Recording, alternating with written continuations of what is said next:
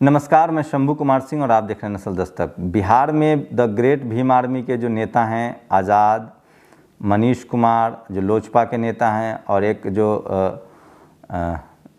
और जो लोग जो पटना में अम्बेडकर छात्रावास में रहे थे, उन 3 लोग को कोरोना पॉजिटिव हुआ है। इसलिए कोरोना से बहुत सावधान रहने की ज़रूरत है। मास्क लगाइए, दूरी मेंटेन कीजिए, हेल्दी लाइफस्टाइल अपनाइए, बहुत ज़रूरी है। और इसी के साथ हम शुरू करते हैं कि देखिए आज क्या क्या चल रहा है। मैं बार बार कहता हूं कि ये चीज़ें हम आपको बेतरतीब तरीके से ज़रूर बताते हैं, क्योंकि हमारे पास संसाधन कम है, कोई टेलीप्रॉम्प्टर नहीं है, खबरें बहुत हैं बहुजन समाज के लिहाज से, और आपको बताना बहुत ज़रूरी है ताकि आप एक परसेप्शन बनाएं। खबरें हम क्यों बताते हैं आपको, ताकि आपको समझ में आए कि देश में चल क्या रहा है। रंजन कुमार गौतम है, सहारनपुर में बाबा साहब की प्रतिमा खंडित कर दी गई थी, उसका उन्होंने विरोध किया था। अब उन्हीं को यूपी पुलिस ने गैंगस्टर एक लगा के बंद कर दिया है।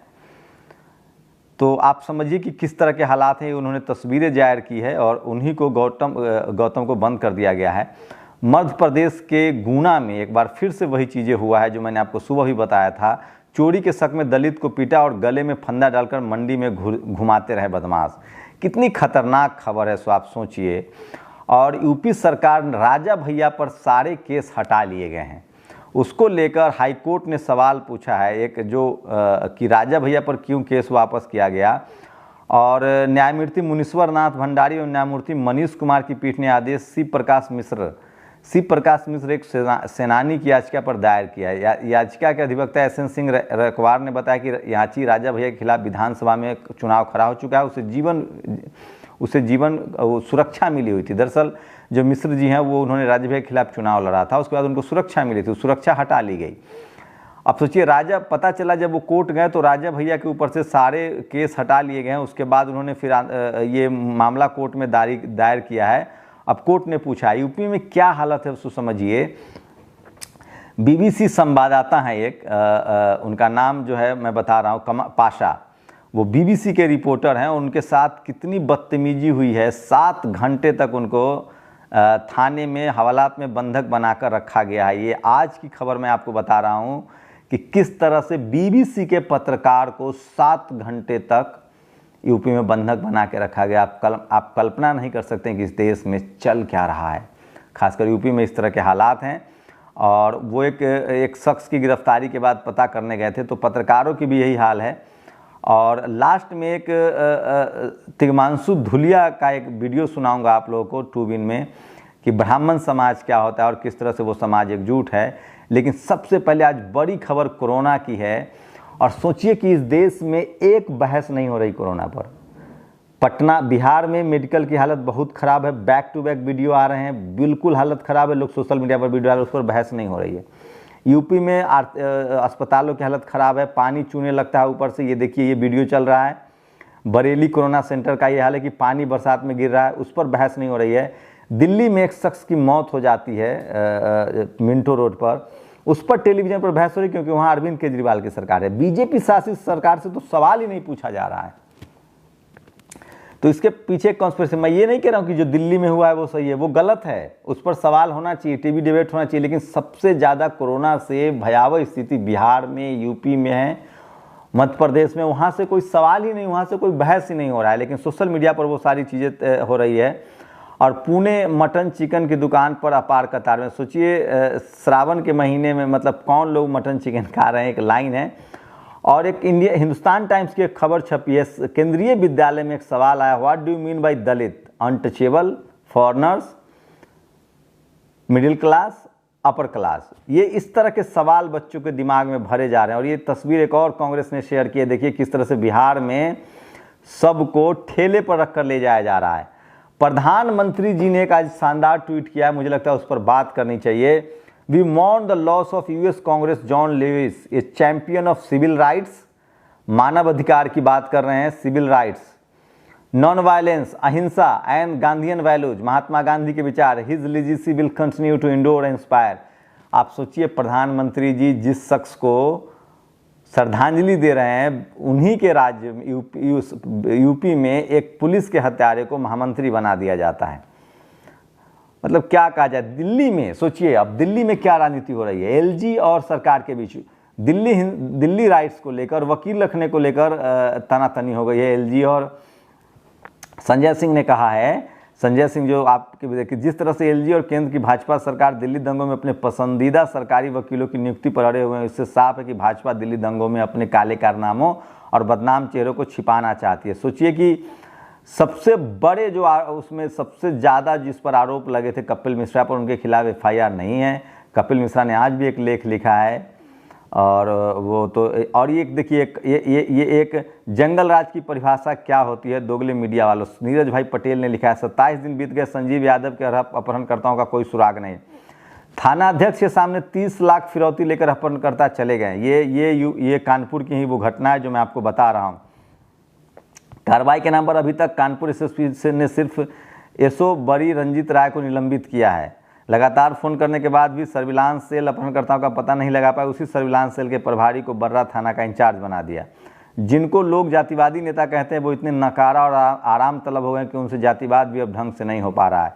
सोचिए, बहुजन समाज का कोई नेता भी इस मुद्दे को नहीं उठा रहा है। आरएस पटेल ने इसको लगातार इस मुद्दे पर ट्वीट की है, और ये लगातार जो बड़ी खबरें हैं वो मैं आपको बता रहा हूँ कि किस तरह से बहुजन समाज के लोगों के साथ अन्याय अत्याचार हो रहा है। और कोरोना को लेकर बहुत भयावह स्थिति है यूपी बिहार में। बिहार से लगातार रिपोर्ट्स आ रहे हैं कि वहाँ इलाज की व्यवस्था नहीं है, लोग तड़प रहे हैं, सरकारी अस्पताल की व्यवस्था नहीं है। लेकिन ये कोई आज की बात नहीं है। जब से मंडल कमीशन आया इस देश में, बीजेपी और आरएसएस ने लगातार धर्म की राजनीति की। मायावती मुख्यमंत्री बनती हैं, अस्पताल बनाती हैं, माननीय कांसी राम स्कूल खोलती हैं, जिला बनाती हैं, तहसील खोलती हैं, स्कूल कॉलेज यूनिवर्सिटी खोलती हैं। अखिलेश भी रोड बनाते हैं, कॉलेज यूनिवर्सिटी खोलते हैं। लालू यादव तक साथ साथ यूनिवर्सिटी बनाते हैं, चरवाहा विद्यालय बनाते हैं, अस्पताल बनाते हैं। पिछले मंडल कमीशन, जब से ये जो भगवान राम के नाम पर जब से राजनीति शुरू हुई, आप सोचिए कि कहीं ना कहीं हम लोगों ने अस्पताल का मुद्दा, स्कूल का मुद्दा, प्राइवेटाइजेशन का मुद्दा, ये सब खत्म कर दिया। क्यों कर दिया? क्योंकि इसमें जो सवर्ण समाज के लोग हैं उनको मज़ा आता है कि इस देश में सब कुछ प्राइवेटाइज हो जाएगा ना तो अच्छा रहेगा, आरक्षण खत्म हो जाएगा, जाति व्यवस्था कायम रहेगी। लेकिन कोरोना ने सबकी पोल खोल दी है। सरकारी अस्पताल आपके लिए मुद्दा नहीं होता है, सरकारी स्कूल आपके लिए मुद्दा नहीं होता है। आज जब विकट परिस्थिति है तब भी आप नहीं समझेंगे, नहीं समझने दिया जाएगा। कोरोना में तरह तरह की खबरें आ रही है। 5 अगस्त से राम मंदिर को लेकर देश भर में देशव्यापी बहस होगा, और जो 10 लाख से ज़्यादा कोरोना पीड़ित हैं, 25,000 से ज़्यादा लोगों की मौत हो गई, इस पर हम चर्चा नहीं कर रहे हैं। किसी टेलीविज़न पर चर्चा कर देख रहे हैं? आज भी इस देश की मीडिया, शर्म आती है मुझे कहते हुए, आज भी इस देश की मीडिया एक बहस नहीं करती है कि सरकारों से सवाल नहीं पूछ रही कि अस्पताल की क्या हालत है, स्कूल की क्या हालत है, कैसे लोग बचेंगे, रोजी रोटी नहीं मिल रहा है, लोगों को खाना नहीं मिल रहा है। ताली थाली बजवाया गया, उसको खबर बनाया गया। फूल की बारिश हुई, उसको खबर बनाया गया। टॉर्च जलवाए गए, उसको खबर बनाई गई। लेकिन कोरोना से आप लड़ पाए क्या? जब उस समय भी हम लोग कहते थे तो आप हंसते थे। आज क्या स्थिति है? भयावह स्थिति है। अब डॉक्टर्स कह रहे हैं, बड़े बड़े एक्सपर्ट, कि अगला महीना और क्रूशियल होने वाला है। कम्युनिटी स्प्रेड हो रहा है दिल्ली में और मुंबई में। कम्युनिटी स्प्रेड मतलब आदमी से आदमी जैसे ही मिल रहा है फैल रहा है। आप सोचिए कि क्या स्थिति है, और इस देश की मीडिया को फुर्सत नहीं है। खबर एक के बाद एक दबाई जाती है। अब राम मंदिर पर लगातार, राम मंदिर में 5 गुंबद होंगे, ये होगा वो होगा, 5 अगस्त को प्रधानमंत्री जाएंगे कि नहीं जाएंगे, ये सब तमाम बहसें होंगी। लेकिन आम आदमी के सवाल गुम है, और आप लोग को भी मज़ा आता है। आपको इसीलिए पढ़ने लिखने नहीं दिया जाता है कि आप सवाल न पूछे सरकार से, और जो सवाल पूछ रहे हैं उनको या तो जेल में डाला जा रहा है या ट्रोल आर्मी करवाया जा रहा है, उनकी हत्या करवाई जा रही है। पंसारे की हत्या हो जाती है, कुलवर्गी की हत्या हो जाती है, ये सब हत्याएं। इसलिए आज कन्हैया ने ट्वीट किया है कि हमारे प्रधानमंत्री स्टंटमैन है, स्टेट्समैन नहीं है। लगातार कुछ ना कुछ स्टंट होता रहता है, लेकिन जो सरोकार का सवाल है वो हम पूछ नहीं रहे हैं। अस्पतालों की बुरी स्थिति है। सोचिए, ऑनलाइन एजुकेशन हो रहा है, गरीब बच्चा कहाँ से पढ़ पाएगा?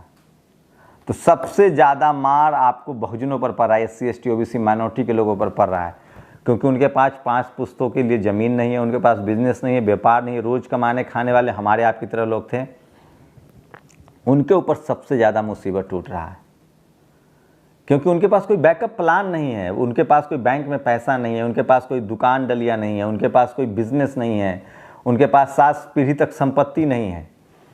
कोरोना ने एक साफ साफ लाइन खींच दी है, जो शोषित वंचित समाज के लोग हैं वो और गरीबी की गर्त में जा रहे हैं। चंद लोगों के हिसाब से ये देश चल रहा है, चंद पूंजीपतियों के लिए चल रहा है। सरकार कोई भी इनिशिएट नहीं कर रही है। बहुत बुरी स्थिति है। आपको आपके सहारे पर सही में आपको आत्मनिर्भर बना दिया गया है।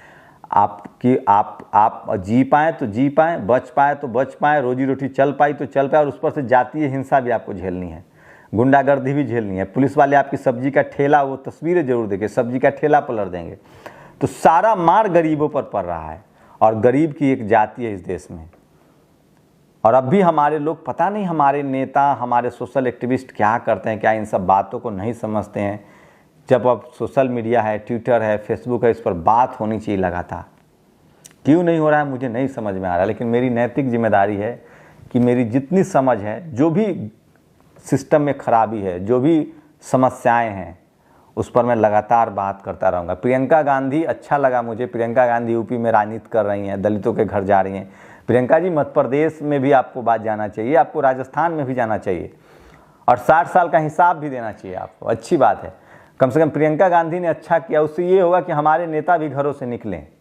सिर्फ नाटक कह के मत इस बात को ख़त्म कीजिए। मैं जानता हूँ प्रियंका गांधी राजनीति कर रही हैं, लेकिन आप भी तो निकलिए, आप भी हौसला जुटाइए, आप भी निकलिए। क्या लेकिन ये भी सवाल है कि बीजेपी लल्लू प्रसाद को नहीं जाने देती है, लेकिन प्रियंका गांधी को जाने देती है। बीजेपी को पता है कि कांग्रेस जितना राजनीति करेगी उतना उसको फ़ायदा है, इसलिए किसी ने कल एक फ़ोटो शेयर किया था, कमल में हाथ खिल रहा है। तो अगर आप SC ST OBC माइनॉरिटी के आदमी हैं तो राजनीति भी नहीं कर सकते। आप चंद्रशेखर रावण हैं, मायावती हैं, अखिलेश हैं, तो दौरा भी नहीं कर सकते, राजनीति भी नहीं कर सकते, मैं पत्रकारिता भी नहीं कर सकता हूँ। ये भी एक विडंबना है। आप मुस्लिम समाज के हैं, SC ST OBC के हैं, तो आप बोल भी नहीं सकते हैं, आप बात भी नहीं कर सकते, आप अपने समाज को लीड भी नहीं कर सकते हैं। लेकिन आप कांग्रेस हैं, आप ममता बनर्जी हैं, आप नवीन पटनायक हैं, तो आप हमको मार भी सकते हैं और आप हमारी राजनीति भी कर सकते हैं। आप हमें गुटखा भी खिला सकते हैं, आप हमारे नाम पर हॉस्पिटल भी खोल सकते हैं, आप लूट भी सकते हैं, चैरिटी भी कर सकते हैं। लेकिन जो शोषित वंचित तबका, कितना सेटिंग है इन लोगों की, कितनी समझ है। तिग्मांशु धुलिया का एक छोटा सा बाइट सुनिए, अच्छा लगेगा आप लोगों को। एक ही बात बतानी है कि ब्राह्मण के 3 काम, शिक्षा, दीक्षा और भिक्षा, पर जरूरत पड़ने पर हम वो सारे काम करने में सक्षम हैं जो वेद और पुराणों में क्षत्रियों के लिए लिखा गया है। ऋषि परशुराम की कहानी सभी को पता है। ब्राह्मण होते हुए भी क्षत्रियों के अत्याचार के खिलाफ इन्होंने हथियार उठाया, और आज हम ब्राह्मणों के मान सम्मान और प्रतिष्ठा पर सवाल उठाया जा रहा है। हमारे नौजवानों को आरक्षण के नाम पे प्रताड़ित किया जा रहा है, और ये विरोधी बहुत फायदा उठा रहे हैं इसका। तो आज हम अपने विरोधी से कहना चाहते हैं कि कान खोल के सुन लें, ब्राह्मण न कभी झुका था न कभी झुकेगा। ब्राह्मण सर्वोच्च था, सर्वोच्च रहेगा। ब्राह्मण एकता। लेकिन मैं फिर कह रहा हूँ, इस देश में लगातार आपको सर्च करना पड़ेगा, आपको समझना पड़ेगा, और सामाजिक मुद्दे पर, राजनीतिक मुद्दे पर आपको अपनी आवाज़ उठानी पड़ेगी। और मैं सबसे ज़्यादा OBC के लोगों से अपील कर रहा हूँ कि आपके पास 52% हिस्सेदारी है। कल बिहार कांग्रेस में ये सवाल उठा, 2 OBC के नेताओं ने पूछा कांग्रेस से कि आप OBC की भागीदारी क्यों नहीं तय करते हैं। आपको क्या लगता है कि शक्ति सिंह गोहिल से मैंने एक बार सवाल पूछा था कांग्रेस दफ्तर में गुजरात चुनाव के समय, कि गोहिल सिंह आपको क्या सवर्ण समाज के लोग वहाँ, जो आप सोचिए उन्होंने हार्दिक पटेल को बनाया है अध्यक्ष, अच्छी बात है। अगर उन्होंने जिग्नेश मेवानी को बड़ा पद दिया होता, अगर उन्होंने जो राठौर जो बाहर चले गए, जो OBC समाज के थे, उनको बड़ा पद दिया होता तो उनको बीजेपी में नहीं जाना पड़ता। बिहार में भी यही सवाल उनसे पूछा जा रहा है कि जनरल कैटेगरी के लोग आपको वोट कहाँ देंगे।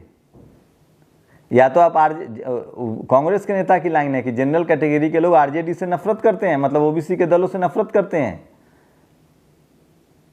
कोई भी पॉलिटिकल पार्टी को अगर लगता है कि राम के सामने जनरल कैटेगरी के लोग उनको वोट दे देंगे, तो वो सबसे बड़े गफलत में है। जो मैं बार बार कहता हूं, मैं उस पर अडिग हूं, इस देश में SC ST OBC के लोग मुसलमान पार्टी को वोट नहीं देते जब तक गठबंधन ना हो। इस देश में OBC के लोग शेड्यूल कास्ट के दलों को वोट नहीं करते जब तक गठबंधन ना हो।